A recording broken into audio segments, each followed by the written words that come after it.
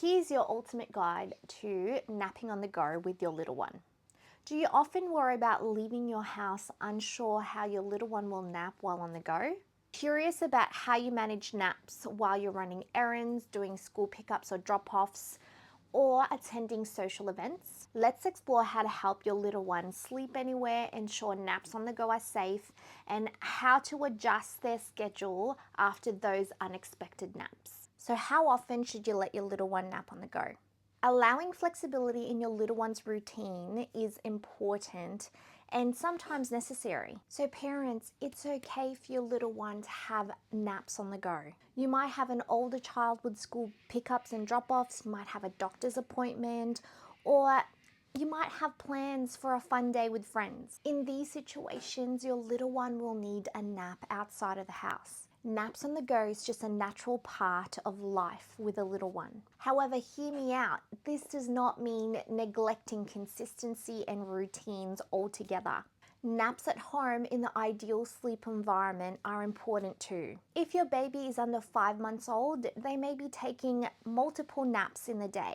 If this is you, then try for 1 to 2 naps in their cot or bassinet, and the rest of their naps, do whatever works. Carrier naps, naps on the go, etc. For babies 5 months and older, follow the 80 to 20 rule. This means aiming for 80% of their naps at home in the optimal sleep environment, and 20% can be more flexible happening on the go. So here's an example of how it could work. Here's a typical day for little Sadie, who's 6 months old. She starts her day at 7 a.m. Her first nap is from 9 to 11 a.m. Her second nap is from 2:30 to 3:30.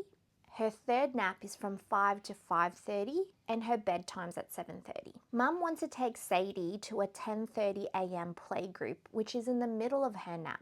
So what does Mum need to do? She decides to start Sadie's day 30 minutes early to move her first nap earlier so they can attend playgroup. So here's what her new schedule will look like for the day. She starts her day at 6:30 a.m.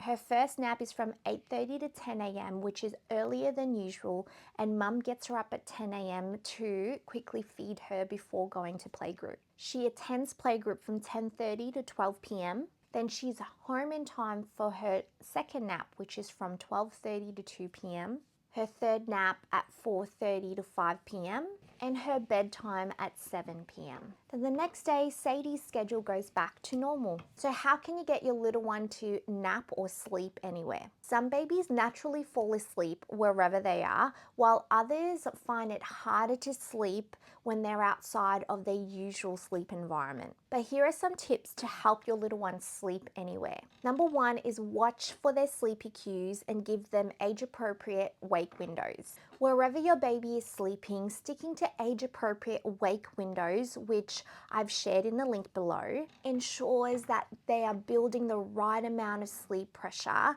needed for sleep and preventing them from getting overtired. Even though wake windows are not evidence-based and are mainly observations, they are still useful to find your little one's sweet spot. Now, of course, your individual child has unique sleep needs, so they can be outside of these ranges. But these guidelines are still useful to see where your little one is at in terms of how much awake time they can easily tolerate. Once you find your little one's sweet spot awake time to build the right amount of sleep pressure, this will help them fall asleep and stay asleep for a good nap.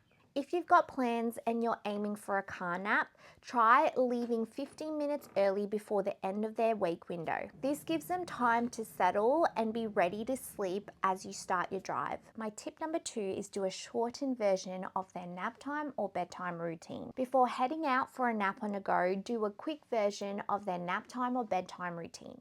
This can be as simple as feeding your baby, changing their nappy, giving them a cuddle and a kiss before putting them in their carrier, pram, or car seat. This helps them feel comfortable and signals their brain that it's time to sleep.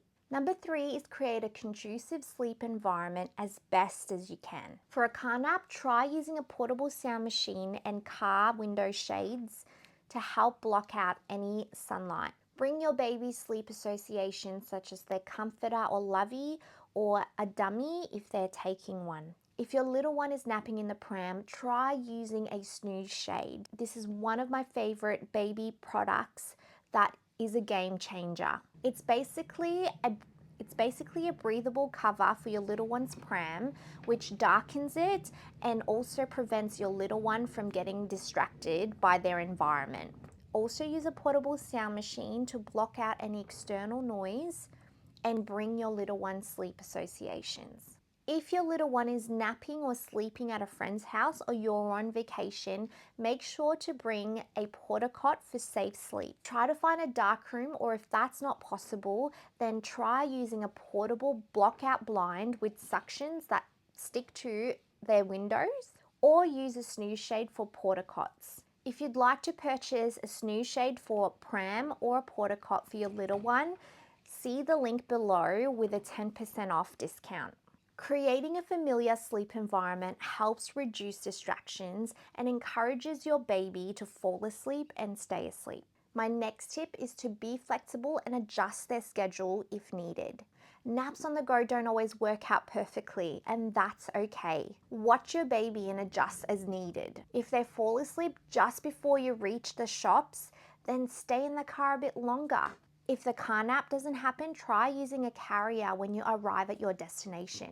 You might need to add a short nap later, adjust their schedule, or move bedtime earlier to prevent your little one from getting overtired. Stay flexible and follow your baby's cues. Flexibility is a lot easier if your little one already sleeps well. If you want a little one who naps easily, both on the go and at home, then I can help. My sleep guides from newborn to 4 years old will give you the tools to set up successful nap time routines and ensure that your baby is getting the restful sleep that they need both during the day and night. And lastly, practice once or twice a week.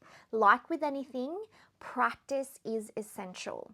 It might be tempting to stay at home if your little one doesn't do well with naps on the go, but practice makes a big difference. Keep trying and find what works best for your baby. I want you to have a great little sleeper so your whole family can thrive together. So how should little ones nap on the go? Naps on the go can happen in the pram, car, carrier, or even in someone's arms. Since some babies have strong preferences for where they sleep outside the home, find what works best for your family. Here's a safety tip. No matter where your little one is sleeping on the go, their safety comes first. Follow safety guidelines if they're in the car or a baby carrier. If they're sleeping in the pram, in your arms, or in a shopping cart, ensure that you can see them at all times. Are car naps safe for babies? Yes, car naps can be a necessary part of life with a baby.